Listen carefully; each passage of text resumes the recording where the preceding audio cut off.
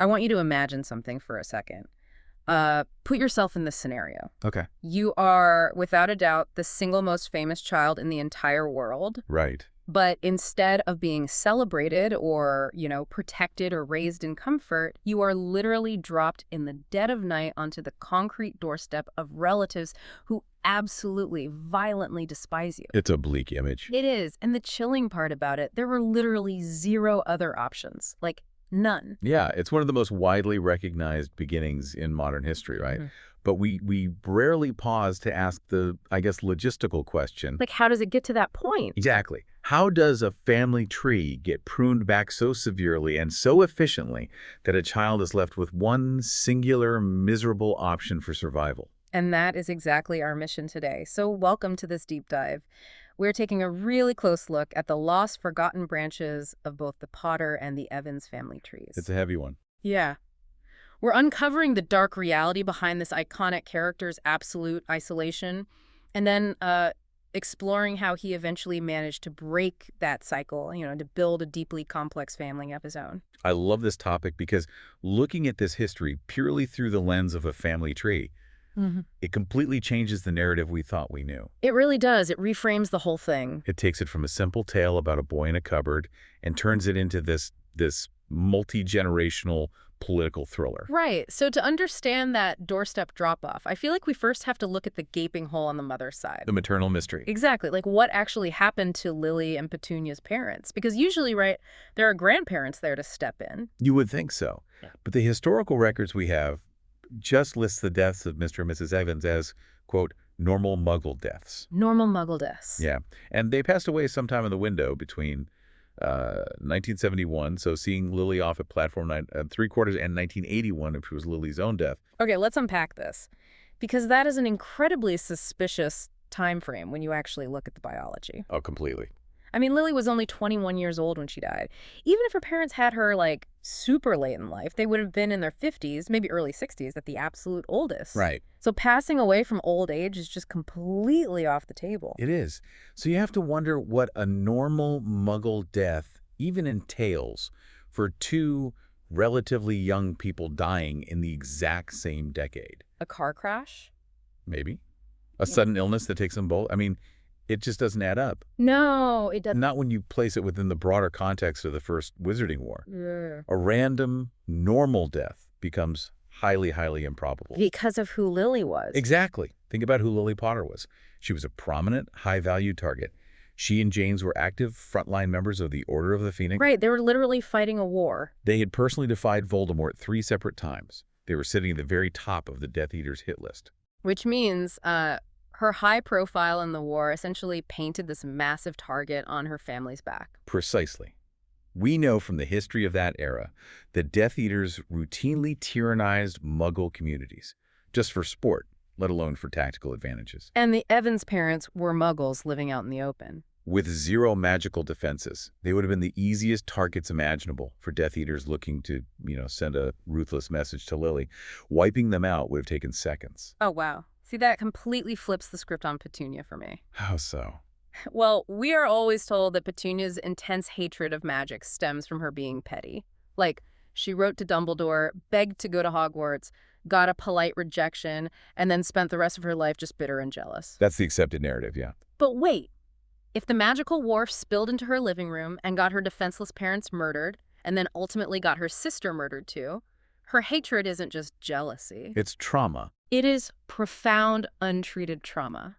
It operates exactly the same way as, like, someone hating the military because a war zone took their entire family. Yes. Yeah. And the historical evidence heavily supports that trauma response. Really? Oh, yeah. Petunia's knowledge of the wizarding world is shockingly dark for someone who claims to want nothing to do with it. She tries to maintain this facade of ignorance, but when she is pushed, she knows exactly what Azkaban is. Oh, that's right. She does. She knows what Dementors are. When the topic of Death Eaters comes up later in life, she explicitly warns, and this is a quote, "They'll torture you. If they think for a moment that you know where I'm going, they'll stop at nothing." Wow. She also knows exactly who Severus Snape is. She refers to him years later as that awful boy. So she isn't just a bitter suburban housewife. She is terrified. She knows exactly the kind of violence her sister's world brought down on her family. Exactly. That completely recontextualizes the way she treats her nephew. I mean, it certainly doesn't excuse a decade of child abuse. No, not at all. But the psychology behind it is fascinating. She is looking at a living, breathing reminder of the war that slaughtered her family. Every single day. Wow. So, okay, the maternal side of the tree is violently eradicated. But what about the father's side? The Potters. Right. Pure-blood magical families are famous for having these huge, sprawling, intertwined family trees. Where were the Potter cousins, the aunts, the uncles? Well, the paternal side is a masterclass in isolation, but for completely different reasons. Okay. James's parents, Fleamont and Euphemia Potter, were affluent purebloods, and they weren't just comfortably well off. Fleamont actually invented Sleek Easy's hair potion. Wait, really? The hair potion? Yep. But that's incredibly lucrative. It's like a household product. It quadrupled the Potter family gold. They were wildly rich. But despite their immense wealth and status, they maintained a very quiet, very isolated family life. They had no siblings of their own. None. None. And they struggled for decades to have children. Euphemia finally became pregnant with James in March 1960, very, very late in her life. Which perfectly explains James's personality, by the way. Oh, totally. He was this absolute miracle child, an Mhm. unexpected treasure born to wealthy parents who had already given up hope. Of course, he grew up spoiled and overconfident. Honestly, it's a textbook case. But the tragedy there is that they weren't around to take in their grandson when everything fell apart. What happened to them? They contracted dragonpox and passed away shortly after James and Lily were married. Dragon pox. Man, that is such a visceral illness. I was reading historical medical records, and they describe it leaving these awful pock marks, a greenish tinge to the skin, and it actually causes sparks to physically shoot out of the patient's nostrils when they sneeze. Which is terrifying. Yeah, but wait, if the Potters had all that sleek, easy money like the best magical healthcare galleons could buy, how did an illness wipe them both out so quickly?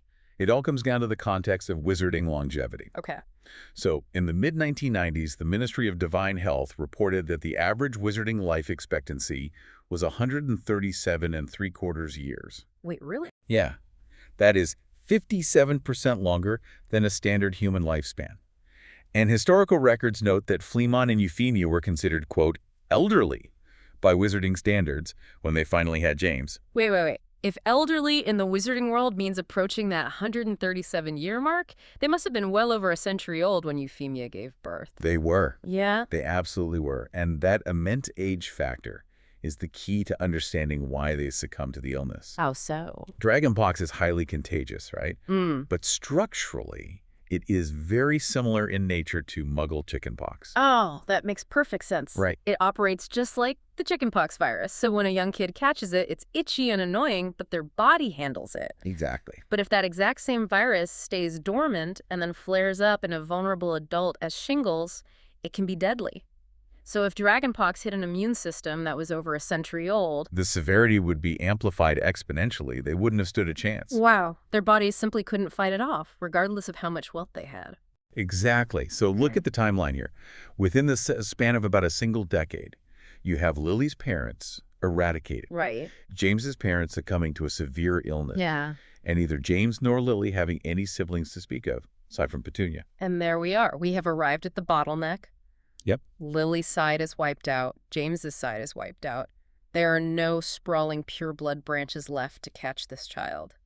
Petunia Evans Dursley was literally the singular living blood relative left on Earth. What's fascinating here is that this specific biological bottleneck is what sealed his fate. Because of the magic. Yes. Dumbledore utilized an ancient, incredibly powerful form of blood magic to ensure the boy's survival. And Dumbledore explicitly stated the rules of this magic. While you can still call home the place where your mother's blood dwells, there you cannot be touched or harmed by Voldemort. Wow. Lily's sacrifice lived on exclusively in Petunia's veins. I just imagine the psychological weight of that. For you, the listener, imagine knowing your survival against the darkest wizard of all time depends entirely on living with your worst bullies. It's incredibly dark. It really frames For Privet Drive not just as a bad foster home, but as a mandatory, inescapable, magical witness protection program. That's a great way to put it. You are trapped with people who hate you, because stepping off the property line literally means death. But Petunia understood the assignment too. She did. Dumbledore's letter explained that giving him house room was the literal mechanism keeping the boy alive. So despite her trauma, despite her deep-seated fear of magic, she did take him in. She actually did it. The brutal irony of the situation is that the most unmagical, unwelcoming suburban house in Britain was actually the greatest mystical safe house in existence. It's a staggering paradox, truly. So, okay, he survives his childhood in this fortified prison, Barely, but yes. but living in that witness protection program left him with a massive deficit. I mean, he never saw what functional family looked like. Never. So how does a person with zero family blueprint go on to build a family tree of his own? He needed a partner who could handle an extraordinary amount of emotional baggage. He needed someone who could handle the intense, constant demands of loving a marked man, someone who understood the stakes. And that person was Ginny Weasley. She really is the ideal match, isn't she? Oh, absolutely. She's tough, she's gutsy, but she's also deeply warm and compassionate. And she isn't intimidated by his fame at all. Plus, she understands the darkness of his world firsthand. From the diary. Exactly. The dynamic between them is fascinating to track. I mean, for years, she was just his best friend's little sister. Right, with a massive crush on him. Right. But the shift happened in 1996. After that disastrous, grief-heavy romance with Cho Chang, he started spending a lot of the summer at the Burrow with Ginny. And you really see that subconscious shift happen in Professor Slughorn's potions class. Yes, when they brew amortentia. The fact that his love potion smells like something flowery he recognized from the Burrow, which was the scent of Ginny's hair, is that first signal that she represents home to him. It's a beautiful detail. And it's followed closely by the catalyst of intense jealousy. Oh, right. Dean Thomas. Seeing her kiss Dean Thomas jolts him into realizing his feelings are entirely real. And, well, they eventually marry, providing him with the sprawling, chaotic family dynamic he was always denied growing up. Which is so satisfying. It really is. And they continue the Potter bloodline with 3 children, James Sirius, Albus Severus, and Lily Luna.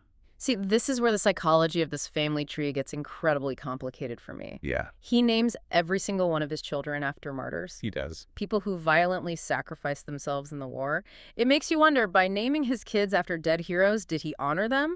Or did he accidentally curse his own kids with impossible expectations? That tension right there defines the entire next generation of Potters. The heavy weight of that legacy played out completely differently for all 3 of those children. How so? Let's break it down.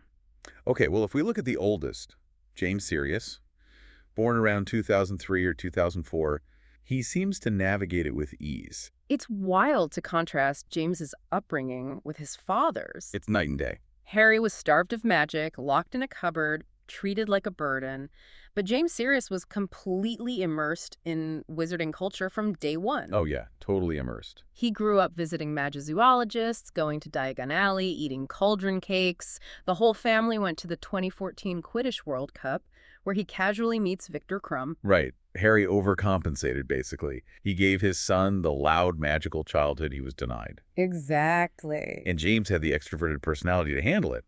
When he gets to Hogwarts and is sorted into Gryffindor in 2015, he eventually inherits the Marauder's map and the invisibility cloak. Naturally. But crucially, he doesn't repeat the mistakes of his namesake. He isn't a bully. Oh, that's a good point. He is just a confident, well-liked kid who carries the name lightly. He doesn't let it crush him. And the youngest, Lily Luna, handles it pretty well, too. She does. Born around 2007 or 2008, named after her grandmother and Luna Lovegood.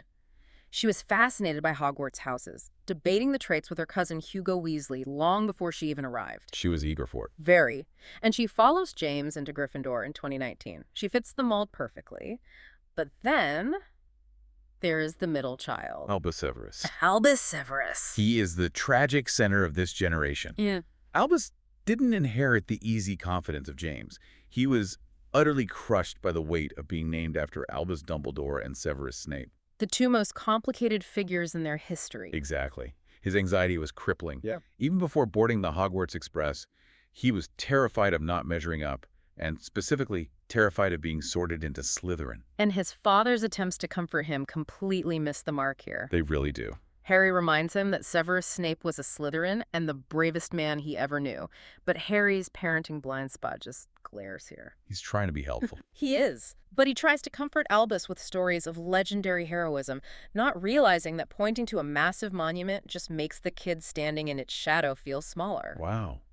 That's a great way to look at it. Albus doesn't want to be a hero. He just wants to be adequate. which is exactly why the sorting is so devastating for him. He is sorted into Slytherin in 2017, His worst fear. and it immediately alienates him from his Gryffindor-heavy family. He drifts apart from his popular cousin, Rose Granger Weasley. It's basically a perfect storm of isolation. Oh, poor kid. He is mocked by Gryffindors for being a traitor to the Potter name and rejected by Slytherins, who feel he doesn't truly belong with them. So where does he go? His only refuge is befriending another outcast carrying a heavy legacy, Scorpius Malfoy. Of course. Albus feels he can't even compare to average students, let alone two of the greatest wizards in history.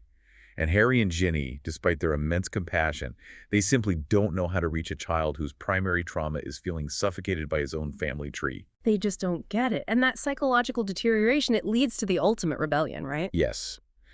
Albus teams up with a strange young woman named Delphi to steal a time turner. A time turner. Their stated intention is to go back in time to save Cedric Diggory, who died decades earlier in the Triwizard Tournament. See, we have to view this not just as a misadventure. This is the desperate cry of a deeply unwell kid trying to retroactively fix his father's trauma. Definitely. He isn't trying to save Cedric because he cares about Cedric. He didn't even know him. He is trying to do one heroic thing to justify his own existence. He wants to prove his worth to a father who casts an impossibly long shadow. And because he's so desperate for validation, he falls prey to manipulation. Delphi. They fail to ask the right questions about who she really is, because she has no actual interest in Cedric Diggory. None at all. She is the secret daughter of Lord Voldemort. Which is wild. And her true goal is to alter the timeline to ensure her father's survival. Albus's desperation nearly destroys the world. But it takes going through that timeline-shattering crucible for father and son to finally see each other clearly. It did. It required the combined efforts of Albus and his father to finally stop Delphi. And that shared trauma kind of fixed things. Going through that ordeal healed the fracture in their relationship. Albus finally understood the crushing weight his father carried during the war. He got to see it up close. Exactly. He stopped trying to equal the impossible legends of Dumbledore and Snape. He found peace by stepping out of their shadows and allowing himself to simply feel grateful for their sacrifices. It is an incredible journey of acceptance. I mean, we started this deep dive looking at a completely eradicated family tree. Down to the roots. We looked at a traumatized aunt who lost her parents to a war, ancient grandparents taken by dragonpox, and an isolated child forced into a mystical witness protection program. It's so much tragedy. But we end with this patriarch who actually managed to break that terrible cycle. He built a rich, culturally immersed family that, despite the heavy, suffocating burden of legacy, ultimately learned to understand and support each other. The transformation from that concrete doorstep to a thriving family is profound. And it leaves me thinking about the mechanics of the magic that started it all. How do you mean? Well, we know that Lily's sacrificial love created an ancient blood barrier that kept her son physically safe at Petunia's house, right? Right, the blood magic. But considering the deep, fierce love this character clearly had for his own children, James, Albus, and Lily, it makes you wonder if that love was its own kind of magic. Oh. Even without a specific incantation, you have to wonder. Did his own love create an entirely new, unwritten kind of magical protection over the next generation? Perhaps that fierce dedication was the ultimate magic that finally broke his family's tragic cycle. Wow. A totally different kind of protection spell. That completely changes how I look at this entire family tree. Thank you for walking through this incredible history with me. It was a pleasure. To everyone listening, we hope this deep dive gave you a new perspective on a history you thought you knew inside and out. Keep questioning the lore, keep looking at the roots of the tree, and we will see you next time.